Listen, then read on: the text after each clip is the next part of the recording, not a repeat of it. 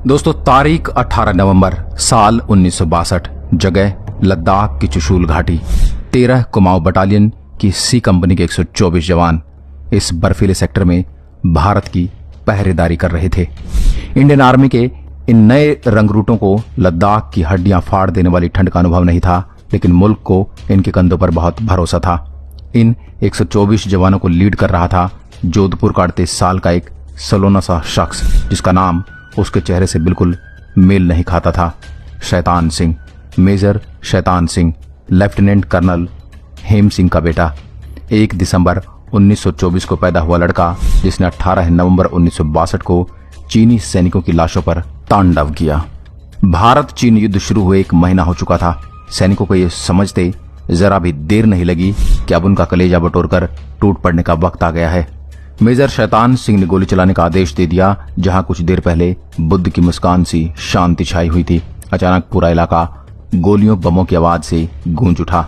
मगर चंद मिनट बीतते ही भारतीय सैनिक समझ गए कि ये जाल है चीनी सेना का फैलाया हुआ।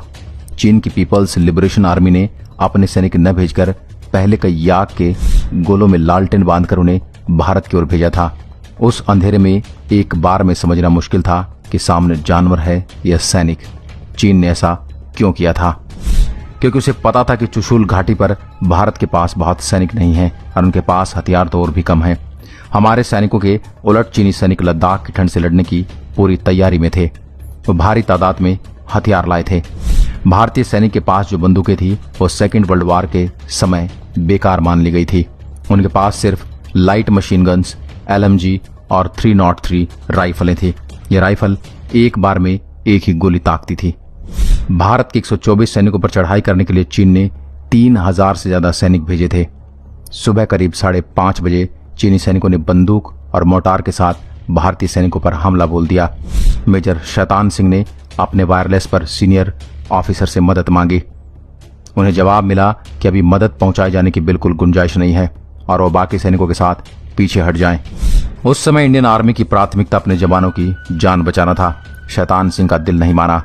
चौकी छोड़ने का मतलब था हार मान लेना, और शैतान सिंह 18 नवंबर को हार मानने वाले नहीं थे। उन्होंने सैनिकों के साथ मीटिंग की। उन्होंने अलग अलग ग्रुप में बांटकर अलग अलग जगहों पर तैनात किया और फिर चीनी सैनिकों को मारना शुरू किया। बिना कवर के यूं एक दूसरे जगह जाने के चलते उन्हें कई गोलियां लगी। कुछ घंटों के बाद कई सैनिक शहीद हो चुके थे, लेकिन खून में सने मेजर शैतान सिंह की आंखें देखकर कोई सैनिक पीछे नहीं हटा। मेजर के बुरी तरह घायल होने पर 2 सैनिक उन्हें बर्फीली चट्टान के पीछे ले गए। नीचे जाकर मेडिकल हेल्प लेने को कहा, लेकिन मेजर ने मना कर दिया। उल्टा उन्होंने मशीन गन मंगाई।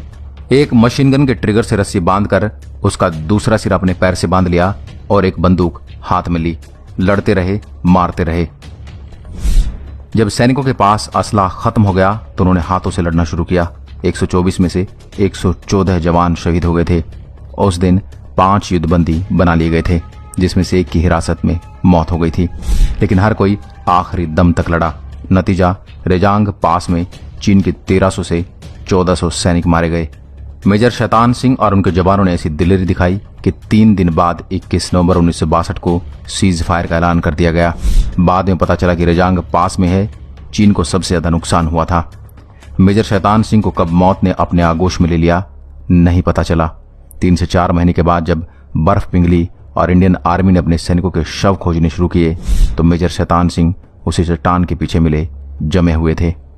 उनके हाथ से मशीन गन की पकड़ ढीली नहीं हुई थी और दूसरी मशीन गन की रस्सी पैर में अब तक बंधी हुई थी। शहीद हुए 114 जवानों के शव भी वहीं मिले, टूटी हुई बंदूकों के साथ, लेकिन कोई भी अपनी पोस्ट छोड़कर भागा नहीं था। ये वो सैनिक थे जिन्होंने एक भी चीनी को घुसने नहीं दिया था। मेजर शैतान सिंह के पार्थिव शरीर का उनके होम टाउन जोधपुर में राजकीय सम्मान के साथ अंतिम संस्कार किया गया। बाद में उन्हें परमवीर चक्र से सम्मानित किया गया। साल 1980 के दशक में भारत सरकार के शिपिंग कॉरपोरेशन ने एक क्रूड ऑयल टैंकर को मेजर शैतान सिंह का नाम दिया था, जिसने 25 वर्षों तक भारत की सेवा की। यह कहानी 1962 में रेजांग पर हुई घटना की, जिसने देश के 124 जवानों को अमर बना दिया। आज के लिए बस इतना ही। अगर वीडियो पसंद आए तो लाइक करिएगा और ऐसे वीडियो देखने के लिए हमारे पेज को फॉलो जरूर करें। जय हिंद।